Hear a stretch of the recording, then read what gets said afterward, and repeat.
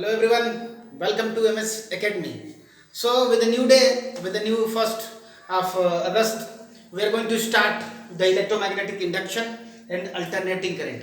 ये जो अपना सेक्शन है electromagnetic induction and alternating current का, ये इसमें 3 फेजेस है एक्चुअली. इसमें हम लोग पहले पढ़ेंगे इलेक्ट्रोमैग्नेटिक इंडक्शन, दूसरा पढ़ेंगे हम लोग अल्टरनेटिंग करंट और तीसरा पढ़ेंगे इलेक्ट्रिकल डिवाइसेस. तो इलेक्ट्रोमैग्नेटिक इंडक्शन में हम लोग पढ़ेंगे कि फ्लक्स क्या होता है, मैग्नेटिक फ्लक्स क्या होते हैं, फ्लक्स के वजह से करंट कैसे डेवलप होती है, how does the current takes place, Faraday law of induction क्या क्या है, सेल्फ इंडक्शन क्या होता है, म्यूचुअल इंडक्शन क्या होता है, इत्यादि जो भी है इंडक्शन में आप पढ़ेंगे. This is the part of electromagnetic induction. ठीक है, उसके बाद हम लोग चलेंगे अल्टरनेटिंग करंट पे. तो अल्टरनेटिंग करंट में आप देखेंगे कि अल्टरनेटिंग करंट होता क्या है.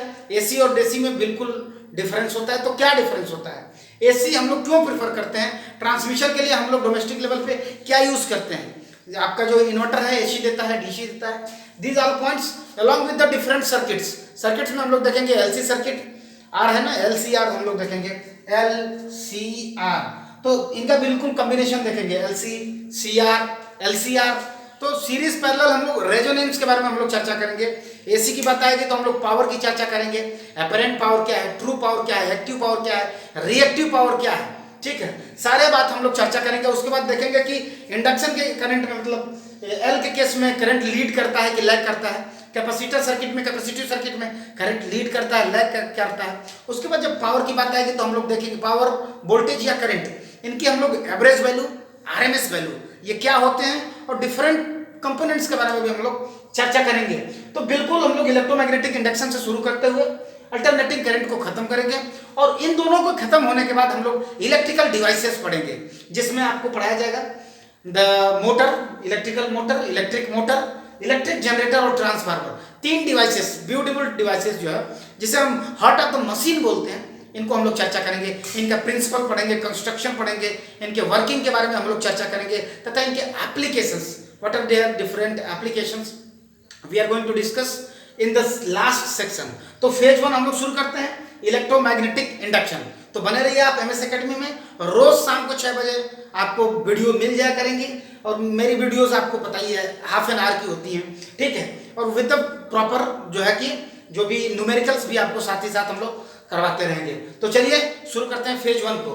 Phase 1 is the part of electromagnetic induction, phase 2 is the part of alternating current, and phase 3 we are going to talk about some important topic and applications of electromagnetic induction and alternating current.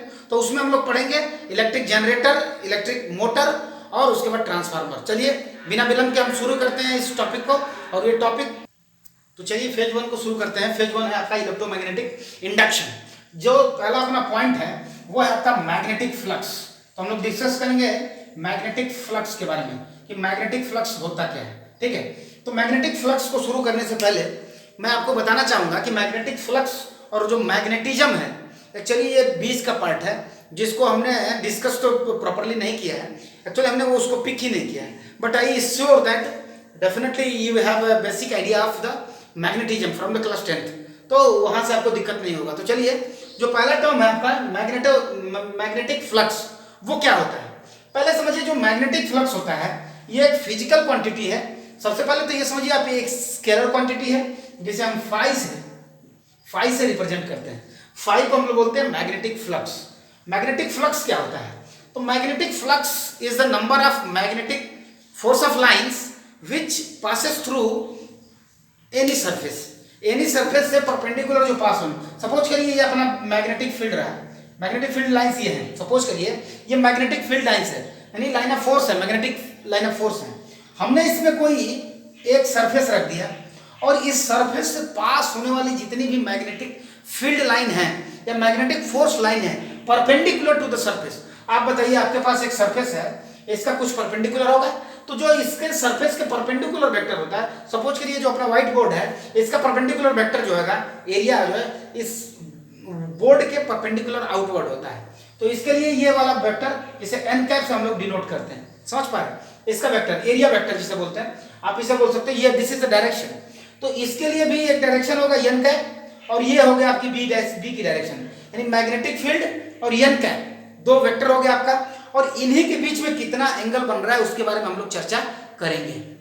अभी आप समझिए, यदि magnetic line of force, suppose करिए this marker is magnetic line of force and this is surface chosen by S, तो यदि इससे perpendicular पास होने वाली 5 लाइन ऑफ फोर्सेस हैं तो आप बोलोगे कि magnitude of the magnetic flux जो है वो 5 है, लेकिन 5 लाइन ऑफ फोर्स पास हो रही है लेकिन इससे परपेंडिकुलर नहीं है, किसी एंगल पे पास हो रही है, किसी एंगल पे पास हो रही है। तो उसको कैसे कैलकुलेट करते हैं? उसको कैलकुलेट करते हैं हम लोग बी और एन कैप की मदद से।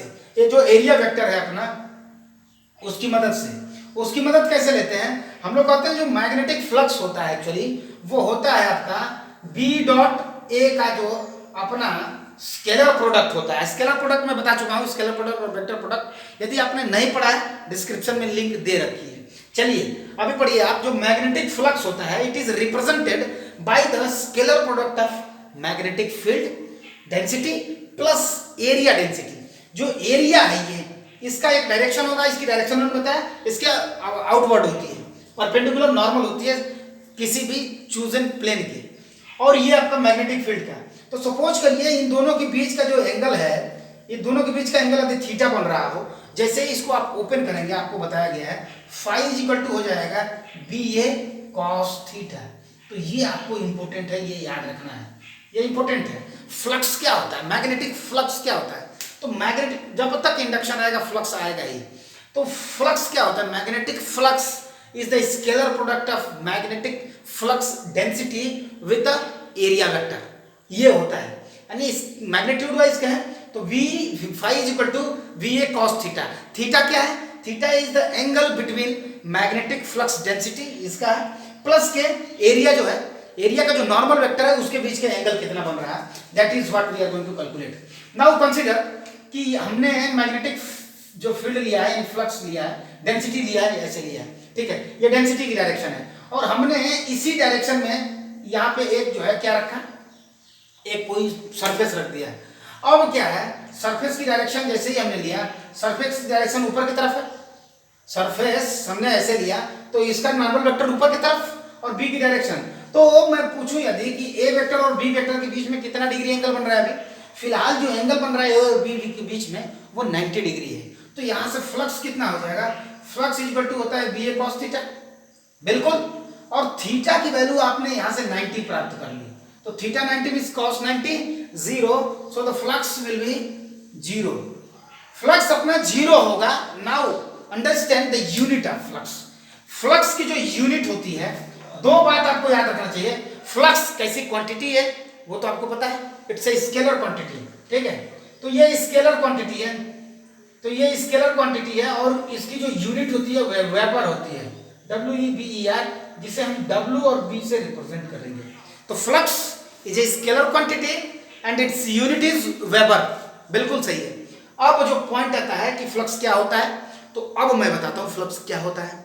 तो flux is the number of magnetic line of force which are passing through any given surface normally. Normally जितनी लाइन ऑफ फोर्स पास होंगी they are the equal, they represents the magnetic flux. Suppose करिए अभी हमने जो object लिया था, surface ऐसे ले लेते हैं, और सारी लाइन ऑफ फोर्स इसी के थ्रू पास हो रही है, और वो भी 90 डिग्री। तो 90 डिग्री का मतलब जब ऐसे 90, ये हमने ये सरफेस ऐसे ले लिया तो इसका जो एंगल बनेगा, एंगल क्या बनेगा, हमने सरफेस ऐसे ले लिया सपोज, तो इसका एरिया जो वेक्टर होगा इधर आउटवर्ड होगा, ये आउटवर्ड हो जाएगा, और बी का भी डायरेक्शन यही है, ये ए का डायरेक्शन और बी का डायरेक्शन सेम है, मतलब दोनों के बीच का एंगल कितना है, 0 डिग्री है। 0 डिग्री हो गया, मैंने cos 0 कितना हो गया, 1 हो गया, तो phi is equal to B A cos theta, ये आप लिख सकते हो। यानी कि जो फ्लक्स की मैक्सिमम वैल्यू होगी वो कितनी हो जाएगी, वो बी ए के बराबर हो जाएगी, क्योंकि कॉस की मैक्सिमम वैल्यू 1 हो सकती है, और फ्लक्स की जो अभी मैं बता रहा था, ये जो मिनिमम हो जाएगी वो जो हो जाएगी आपकी कॉस की नेगेटिव वैल्यू होती है एक्चुअली, तो माइनस हो जाएगा, समझ रहे हैं, यहाँ से माइनस बी हो जाएगा। 0 भी हो जाएगा कब, जब हमारा जो एरिया है, एरिया वेक्टर 90 डिग्री पे हो जाएगा मैग्नेटिक फील्ड से। Now understand the point, when a positive flux and when does negative flux comes into the play. तो पॉजिटिव फ्लक्स नेगेटिव फ्लक्स बोले तो क्या है, कुछ समझ में आना चाहिए हमको। तो उसका मतलब ये है कहने का जो अपना कोई भी आप स्फीयर ले लीजिए, आप सपोज करिए, अगर हम लेते हैं, सपोज करिए ये हमारा कोई सरफेस है और इससे जब हम आउटवर्ड लेते हैं किसी फ्लक्स को या लाइन ऑफ फोर्स को, तो इसे हम पॉजिटिव फ्लक्स के रूप में ट्रीट करते हैं। यानी outgoing flux are referred as positive flux and inward flux जो अंदर की तरफ आ रही हैं उनको हम नेगेटिव फ्लक्स के रूप में स्वीकार करते हैं, स्वीकृति देते हैं। तो उम्मीद है फ्लक्स, मैग्नेटिक फ्लक्स से आप रूबरू हो चुके हैं। मैग्नेटिक फ्लक्स एक्चुअली एक स्केलर क्वांटिटी है, मैग्नेटिक फ्लक्स डेंसिटी एक वेक्टर क्वांटिटी है। बी को यहीं से हम लोग डिनोट करते हैं। तो बी को यदि हम इधर ट्रांसफर करें, यदि आप देखें बी को यदि यहाँ से आप ट्रांसफर करते हैं तो बी क्या हो जाएगा, बी इज इक्वल टू होता है 5/a। मैक्सिमम की बात करते हैं हम, बी मैक्स हो जाएगा 5/a और इसी को हम लोग बोलते हैं टेस्ला। लास्ट में तो मैग्नेटिक इफेक्ट ऑफ करंट पढ़ा आपने, मैं बताया हूं, बी की यूनिट होती है Tesla. Magnetic flux density it's a vector quantity, it is represented by the flux per unit area. तो वेबर पर मीटर स्क्वायर हो जाएगी, इसकी यूनिट कितनी हो जाएगी, वेबर पर मीटर स्क्वायर। यदि चाहे तो आप टेस्ला को ही हम वेबर पर मीटर स्क्वायर बोलते हैं। ये एक वेक्टर क्वांटिटी है, this is a vector quantity. तो उम्मीद है आप इससे सहमत हैं। क्या मैग्नेटिक फ्लक्स होता है, मैग्नेटिक फ्लक्स डेंसिटी क्या होती है, these are points might be knowing very well. और जो नेक्स्ट टॉपिक है अपना वो मैं शुरू कर रहा हूँ, वो है फैराडे और जो है हेनरी। फैराडे और हेनरी ने मिलके दो एक्सपेरिमेंट किया था। So Faraday plus Henry both collectively made some experiment and मैं अभी जो है उसका फिगर बना के आपको बता रहा हूँ कि आखिर फैराडे और हेनरी ने मिलके जो दो एक्सपेरिमेंट दिए थे, तीन एक्चुअली इन्होंने कई एक्सपेरिमेंट किए थे, लेकिन जो तीन एक्सपेरिमेंट है इनका पॉपुलर है। तो we are going to talk about that and that are the result from the experiment done from them is very important for us. वही हमको आखिर समझाएगा कि किसी कॉइल में ईएमएफ कैसे जनरेट होता है और ईएमएफ जनरेट होने के बाद आखिर करंट कैसे फ्लो होती है। तो इन तीनों एक्सपेरिमेंट को हमें समझना है। तो फैराडे और हेनरी, ये जो तीन आपके दो साइंटिस्ट हैं, तीन एक्सपेरिमेंट इनका बड़ा ही महत्वपूर्ण है, उसको हम लोग चर्चा में रखते हैं। तो write down the first experiment. तो फर्स्ट एक्सपेरिमेंट है और उसको क्या बोलते हैं कि फर्स्ट एक्सपेरिमेंट में उन्होंने एक कॉइल लिया, ठीक है, एक कॉइल आप भी ले सकते हो, ठीक है, सपोज करिए ये कॉइल आपने, ठीक है, ये कॉइल है, इस कॉइल को इन्होंने एक गैल्वेनोमीटर से जोड़ दिया। किससे जोड़ दिया, गैल्वेनोमीटर से। गैल्वेनोमीटर क्या करता है, गैल्वेनोमीटर जब इस सर्किट में करंट फ्लो करेगी तो इसमें डिफ्लेक्शन आएगा। ये आपका गैल्वेनोमीटर है और ये आपका क्या कॉइल है। कॉइल की एक एंड को गैल्वेनोमीटर के एक एंड से और दूसरे एंड को गैल्वेनोमीटर के दूसरे एंड से हमने जोड़ रखा है। Now the point is very simple and easy to understand that when a magnet, यहाँ जो मैग्नेट है इसका सपोज करिए नॉर्थ पोल है और इसका ये साउथ पोल है। मैग्नेट में यदि आपने बेसिकली पढ़ा हो तो मैग्नेट का जो नॉर्थ पोल होता है वहां से मैग्नेटिक लाइन ऑफ फोर्स निकलती है और साउथ है वहां टर्मिनेट होती है। तो यहाँ मैग्नेटिक लाइन ऑफ फोर्स निकलेगी, यहाँ टर्मिनेट होगी, यहाँ से निकलती है, ये टर्मिनेट होती है। यानी सिमिलर फैशन यहाँ भी वैसा ही होता है, एक दूसरे को कहीं भी काटती नहीं है, इंटरसेक्ट नहीं करती है। तो यदि किसी मैग्नेट को इस कॉइल के पास हम लोग ले आते हैं, सपोज करिए हमने नॉर्थ पोल को, एक्सपेरिमेंट सुनिए, हम इस कॉइल, ये कॉइल है और ये गैल्वेनोमीटर से जुड़ा हुआ है, इसमें हमने एक मैग्नेट लिया है जिसके नॉर्थ पोल को हम मैग्नेट की तरफ ला रहे हैं, कॉइल की तरफ ला रहे हैं। Actually magnet is being brought toward the coil. Now what happens in the coil, जैसे ही आप इस मैग्नेट को कॉइल के पास ले आते हैं, इस नीडल में डिफ्लेक्शन होता है। जैसे ही आप इसके पास ले आते हैं, इसके नीडल में डिफ्लेक्शन होता है, या इससे दूर ले जाते हैं तो भी नीडल में डिफ्लेक्शन होता है। दो कंडीशन, यदि आप पास ले आते हैं तब या दूर ले जाते हैं तब, दोनों दशाओं में डिफ्लेक्शन होता है। अब आप काम करिए, उन्होंने क्या किया, इसको रिवर्स कर दिया, यानी दूसरे दशा में अब इसको साउथ कर दिया और इसको क्या कर दिया, नॉर्थ कर दिया। तो अब फिर भी देखिए, अब भी दूर ले जाएंगे तो डिफ्लेक्ट करेगा, नजदीक ले जा रहे तो भी डिफ्लेक्ट कर रहा है। लेकिन अंतर क्या है, जब यहां नॉर्थ सा सपोज करिए तो डिफ्लेक्शन इधर को हो रहा था क्लॉकवाइज। जब यहां नॉर्थ था और इसको हम कॉइल की तरफ ले आ रहे थे, डिफ्लेक्शन राइट वर्ड हो रहा था, यानी क्लॉकवाइज हो रहा था। लेकिन जैसे ही यहाँ साउथ हो गया है और इसे हम कॉइल की तरफ ले आ रहे हैं, अब जो डिफ्लेक्शन है वो एंटी क्लॉकवाइज हो रहा है, यानी कि डिफ्लेक्शन की जो डायरेक्शन है मैग्नेट के सिरे को, पोल्स को चेंज कर देने पे डिफ्लेक्शन की डायरेक्शन बदल जाती है। The point is to understand.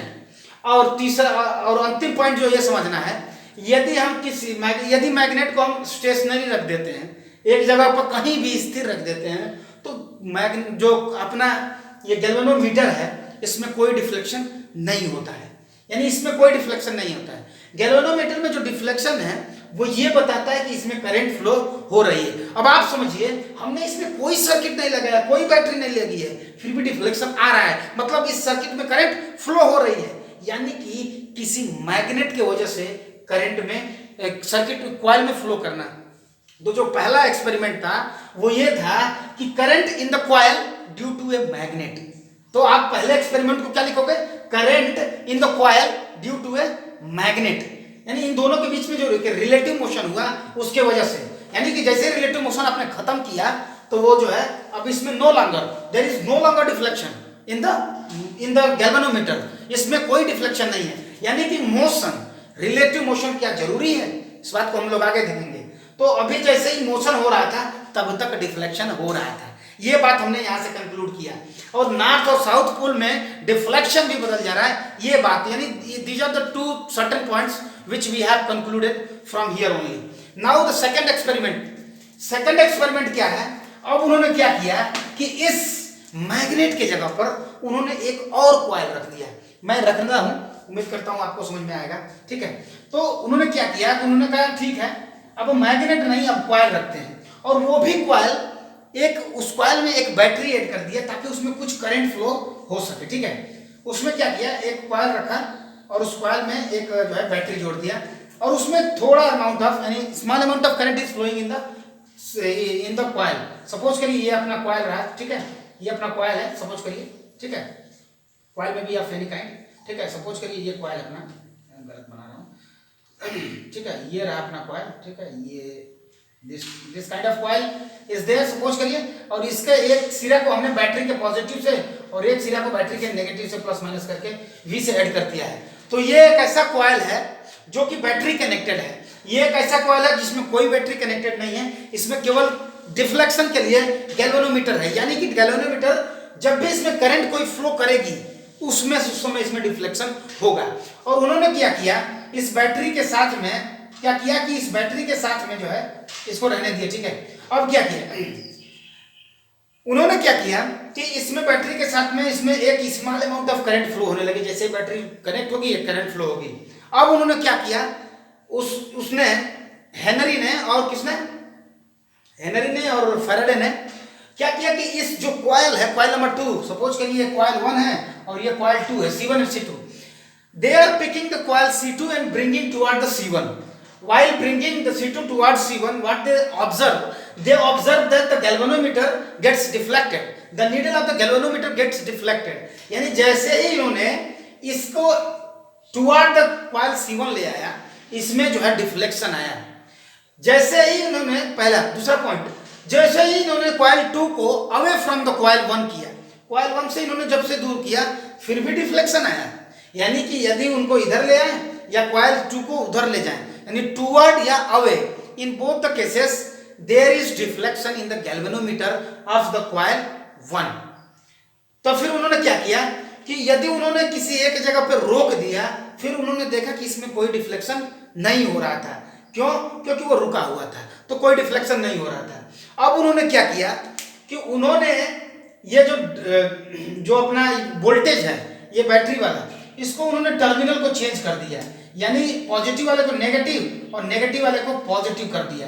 तो अब उन्होंने देखा कि जो डिफ्लेक्शन की डायरेक्शन थी वो बदल गई, यानी कि पहले जो ले आने में डिफ्लेक्शन हो रही थी, सपोज करिए राइट वर्ड, वो डिफ्लेक्शन अब दूर ले जाने में मिल रही थी। Are you getting the point what I mean to let you understand.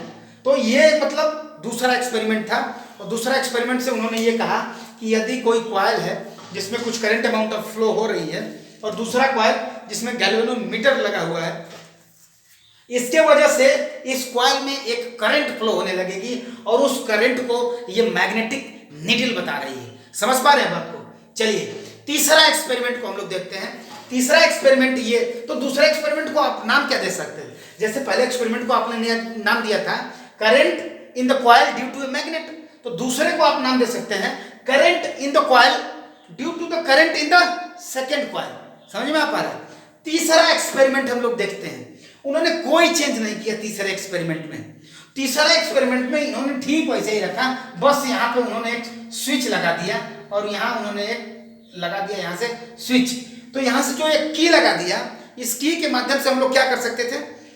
Switch press कर सकते थे या स्विच रिलीज कर सकते थे। स्विच प्रेस करने का मतलब सर्किट ऑन, इसमें करंट फ्लो होने लगेगा। स्विच रिलीज करने का मतलब सर्किट ऑफ हो गया, there is no current in the coil 2। Now what they observe when, now what they are doing, they are pressing down, मतलब उन्होंने स्विच को ऑन कर दिया। जैसे ही उन्होंने स्विच ऑन कर दिया, तीसरा एक्सपेरिमेंट की चर्चा हो रही है, जैसे ही उन्होंने एक्सपेरिमेंट 3 में स्विच को ऑन किया, उन्होंने देखा कि कुछ समय के लिए, for instantaneous time of period, there is deflection in the galvanometer, यानी कि बड़े ही कम समय के लिए जैसे ही इन्होंने स्विच ऑन किया, इसमें डिफ्लेक्शन आया। और यदि उन्होंने स्विच वैसे ही रहने दिया, कोई डिफ्लेक्शन नहीं है। तीसरी बार में जब उन्होंने इसको रिलीज कर दिया, यानी कि स्विच को ऑफ किया, उसमें भी उन्होंने देखा कि for instantaneous amount of time, बड़े ही कम समय के लिए इस गैल्वेनोमीटर में एक डिफ्लेक्शन आया। यानी कि पहले और दूसरे एक्सपेरिमेंट से उन्होंने ये कंक्लूड किया था कि एक कॉइल की वजह से दूसरे कॉइल में, यानी करंट यहां होने के लिए, ड्यू इंडक्शन के लिए, करंट इंड्यूस होने के लिए रिलेटिव मोशन होना आवश्यक है, पहले और दूसरे एक्सपेरिमेंट से। लेकिन तीसरे एक्सपेरिमेंट में उन्होंने देखा कि इन दोनों कॉइल के बीच में तो कोई रिलेटिव मोशन है ही नहीं, ये भी स्टेशनरी है, ये भी स्टेशनरी है, बावजूद इसके there is current induced in the coil 1। How does it happen? This happen only because of the, यहाँ जो अपना ये स्विच है, इसको प्रेस करने पर इंस्टेंटेनियस डिफ्लेक्शन हुआ और इसको रिलीज करने पर भी इंस्टेंटेनियस डिफ्लेक्शन हुआ। ये अगर ऑफ रहे तो भी कोई फर्क नहीं रह रहा है और ऑन रहे तो भी कोई फर्क नहीं पड़ रहा है। यानी during the switching period, switching के टाइम ही केवल इस गैल्वेनोमीटर में डिफ्लेक्शन आ रहा है, यानी कि केवल उसी टाइम इस सर्किट में करंट फ्लो हो रही है। ठीक है, तो इन्होंने 3 एक्सपेरिमेंट के माध्यम से, तो तीसरे एक्सपेरिमेंट के बाद उन्होंने इस चीज को कंक्लूड कर लिया कि इंड्यूस होने के लिए, करंट को इंड्यूस होने के लिए रिलेटिव मोशन आवश्यक कंडीशन नहीं है। That means to induce a current, the relative motion is no longer a necessary condition. It's not a necessary condition कि नहीं जो है कि रिलेटिव मोशन कॉइल्स के बीच में होना ही चाहिए। ठीक है, तो ये 3 एक्सपेरिमेंट दिया था किसने? फैराडे और किसने? तो फैराडे और किसने, मैं अभी बताया था आपको, फैराडे और हेनरी ने। ठीक है, हेनरी, तो अभी बताया, हेनरी आपको यूनिट होती है आपकी एल की, तो वो बताया गया आपको। तो ये जो दोनों थे, इन्होंने बहुत सारे एक्सपेरिमेंट किए, उसमें से 3 एक्सपेरिमेंट जो हमने बताया, 3 एक्सपेरिमेंट, तीनों को आप याद रखिए। तीसरा का नाम क्या दे सकते हैं? तो तीसरे का नाम दे सकते हैं current in the coil C1 due to the instantaneous, due to the current in the coil 2 having a switch. ठीक है, इसमें जो है स्विच है और इसके वजह से इसमें करंट जो है फ्लो हो रहा है। स्विच को ऑन किया तब फ्लो किया, स्विच को ऑफ किया तब इसमें डिफ्लेक्शन हुआ। डिफ्लेक्शन का मतलब करंट फ्लो किया।